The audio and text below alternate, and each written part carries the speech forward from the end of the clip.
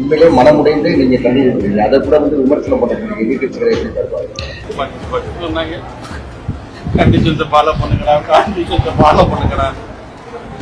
இப்ப பேசும்போது நான் சொன்னேன், உணர்ச்சிகளும் அறிவும் சார்ந்து இருந்து பேலன்சிங்காக தான் ஒரு பேச்சை அமைந்திட வேண்டும் அப்படின்னு நான் சொல்லியிருக்கேன். பேச்சாளர்களுக்கு மட்டுமல்ல, ஒட்டுமொத்தமாக ஒரு தமிழ் இனத்திற்காக சொல்லக்கூடியதாகவும் அதை நாம் பார்ப்போம். உணர்ச்சிகள் மட்டும் அதிகமாக இருந்து அறிவை கொண்டு போய் இருந்தது என்று சொன்னால் அது விலங்குக்கு சமமானது, அல்லது உணர்ச்சிகள் கம்மியாயிட்டு அறிவு மட்டும் அதிகமாக இருந்துச்சுன்னா அது மரத்துக்கு சமமானது என்று எப்படி வள்ளுவன் சொல்லியிருக்காரோ அந்த குரலை தான் மேற்கோடி நான் பார்த்துக்கிறேன். என்னை பொறுத்த வரைக்கும் முதல்ல நாம மனுஷன், குறிப்பாக பேசும்போது எல்லாரும் சொன்ன மாதிரி ரொம்ப சுருக்கமாக சொல்ல வேண்டும் என்று சொன்னால், ஒரு கள்ள கடவுளா மாற்ற தெரிஞ்சவனுக்கு ஒரு மனிதனாக மாற மறந்துட்டான் அப்படிங்கிறது தான் என்னோட கருத்து. இப்ப பேசும்போது நான் சொன்னேன், உணர்ச்சிகளும் அறிவும் சார்ந்து இருந்து பேலன்சிங்காக தான் ஒரு பேச்சை அமைந்திட வேண்டும் அப்படின்னு நான் சொல்லியிருக்கேன். பேச்சாளர்களுக்கு மட்டுமல்ல, ஒட்டுமொத்தமாக ஒரு தமிழ் இனத்திற்காக சொல்லக்கூடியதாகவும் அதை நாம் பார்ப்போம். உணர்ச்சிகள் மட்டும் அதிகமாக இருந்து அறிவை கொண்டு போய் இருந்தது என்று சொன்னால் அது விலங்குக்கு சமமானது, அல்லது உணர்ச்சிகள் கம்மியாயிட்டு அறிவு மட்டும் அதிகமாக இருந்துச்சுன்னா அது மரத்துக்கு சமமானது என்று எப்படி வள்ளுவன் சொல்லியிருக்காரோ அந்த